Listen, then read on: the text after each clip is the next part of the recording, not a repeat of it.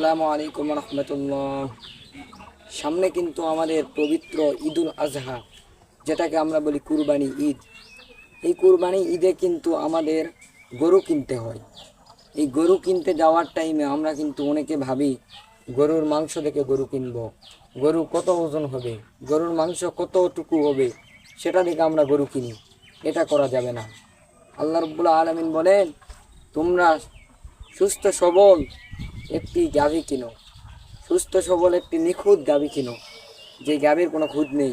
এইরকম আল্লাহ তাআলা গাভী কিনতে বলেছে। আল্লাহ রাব্বুল আলামিন বলেন নাই ওজন কত, কত মন গোস্ত হবে, সেটা দেখে গরু কিনো, গাভী কিনো। এইরকম গরু কিনা যাবে না, তাহলে আমাদের কুরবানি হবে না। আমরা সবসময় সৎ নিয়তে গরুর কোনো খুঁত নেই এইরকম গরু কিনবো। সবসময় বড় কিনতে হবে তার কোনো মানে নেই। ছোট গরু কিন্তু খুদ নেই, সেই রকম গরু আল্লাহ রাব্বুল আলামিন কিনতে বলেছেন। বড় কিনবেন সমস্যা নাই, তাই বলে গোস্ত তাক দেখে আপনারা গরু কিনবেন না, এটা কিন্তু সঠিক নয়। তাই আল্লাহ রাব্বুল আলামিন আমাদেরকে সকলকে এই কথার আমল করা তৌফিক দান করুক। সকলে ভালো থাকবেন, সুস্থ থাকবেন, এই আশায় আমি দীর্ঘায়িত করছি। এবং আমাদের ভিডিওটি ভালো লাগলে চ্যানেলটি সাবস্ক্রাইব করবেন।